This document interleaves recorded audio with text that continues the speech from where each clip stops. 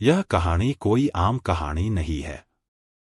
यह एक रियल कहानी है जो आपको बताएगी कि अगर किसी चीज को पाने की जिद हो तो आपको दुनिया की कोई भी ताकत नहीं रोक सकती उसे पाने के लिए। कहानी पूरी सुनिए, आपने ऐसी जिद्दी कहानी कभी नहीं सुनी होगी। साल 1944 आजादी से पहले का भारत देश में इंडस्ट्रियलाइजेशन को बढ़ावा दिया जा रहा था। वहीं दूसरी ओर जापान ने भारत पर हमला बोल दिया था। इन सब से कहीं दूर 1 नवंबर को महाराष्ट्र के सांगली के एक घर में बेटे का जन्म हुआ। माता पिता ने बच्चे का नाम रखा मुरलीकांत। बचपन से ही मुरली की खेलकूद की तरफ काफी रुचि थी। बाकी बच्चों की तरह कभी अखाड़े में दिखते तो कभी हॉकी ग्राउंड में। पढ़ाई, परिवार और खेलकूद में वक्त बढ़ता चला गया।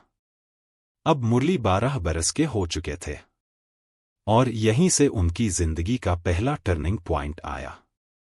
गांव के मुखिया का बेटा खूब लाड़ प्यार से बड़ा हुआ था। वास्तविक जीवन से उसे दूर रखा गया था।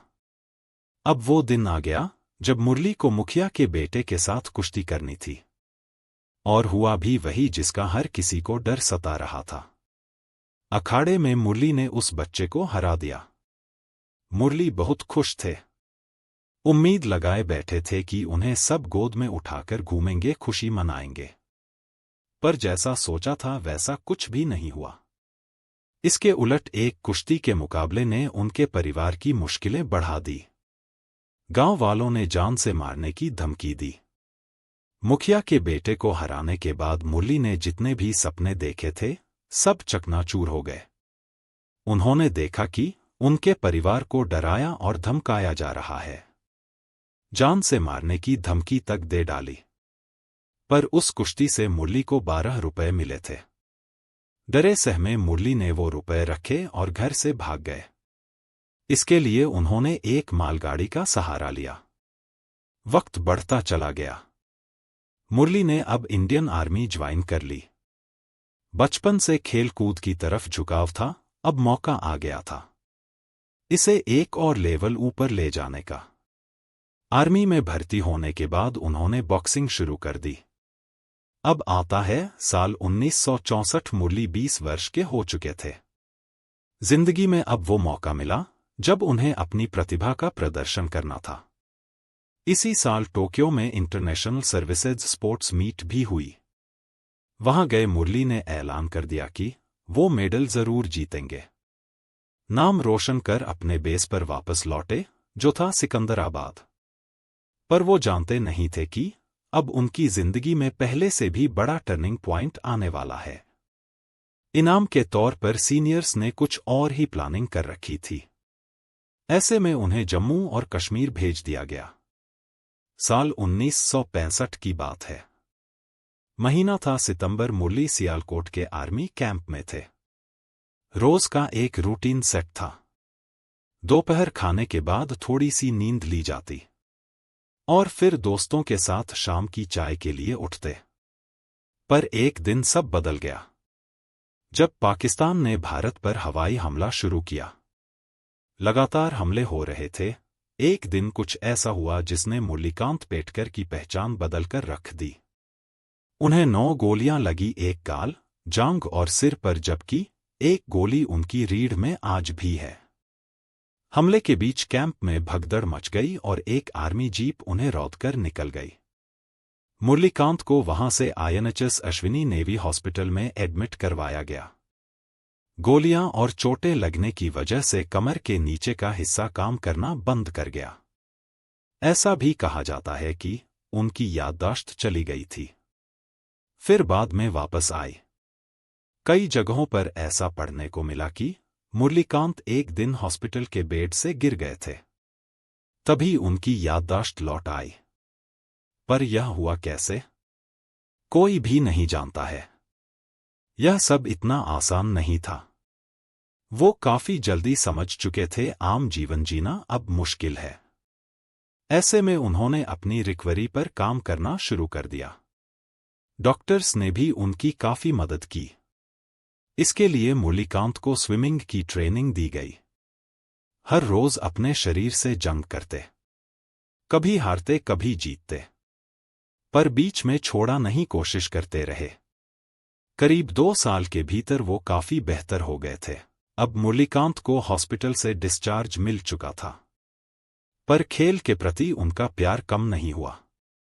अब भी यह वही मुरली थे जिनका खेलकूद की तरफ काफी झुकाव रहा करता था। साल 1967 की बात है।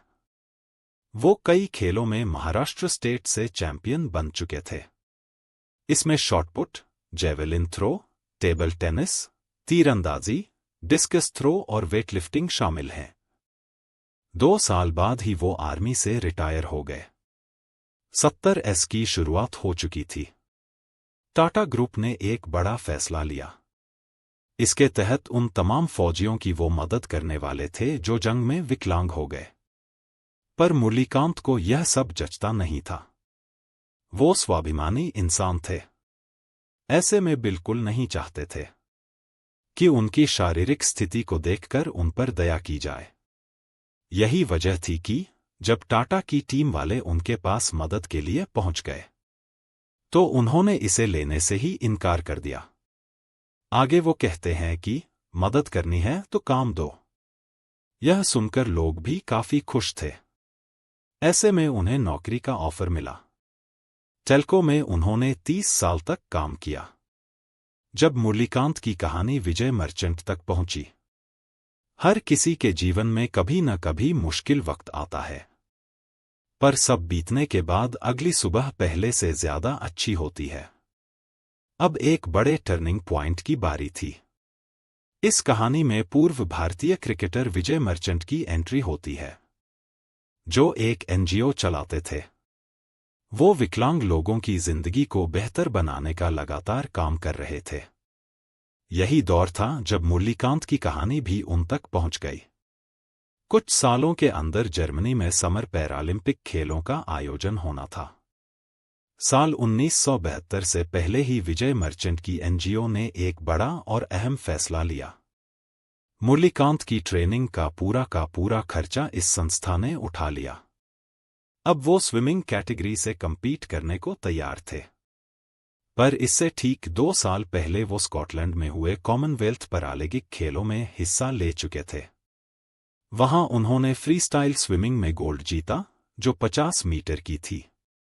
जेवेलिन थ्रो और शॉटपुट में भी सिल्वर और कांस्य पदक हासिल किया। अब साल 1972 आ गया।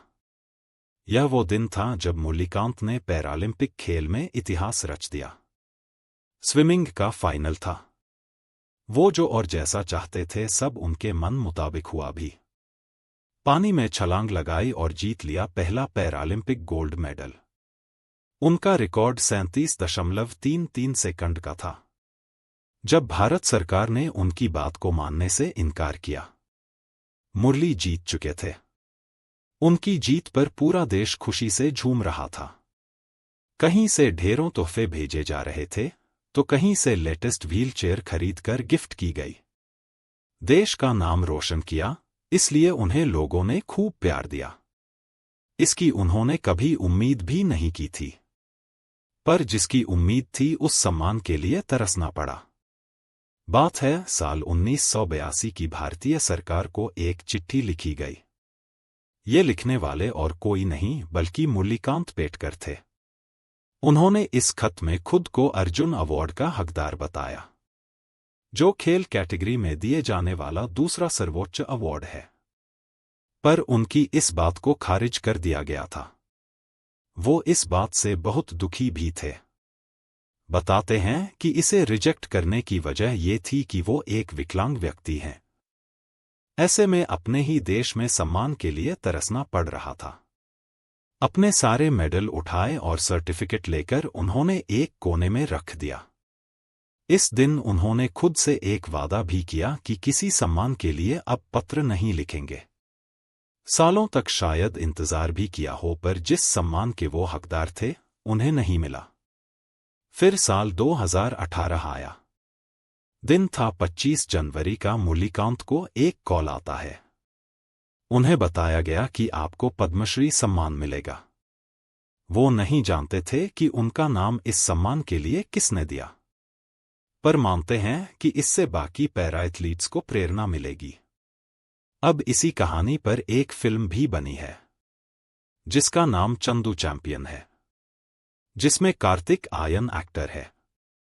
यह बहुत इंस्पिरेशनल कहानी है। दोस्तों, अगर आपको स्टोरी पसंद आई है तो लाइक करें और इन स्टोरीग्राम चैनल को सब्सक्राइब जरूर करें।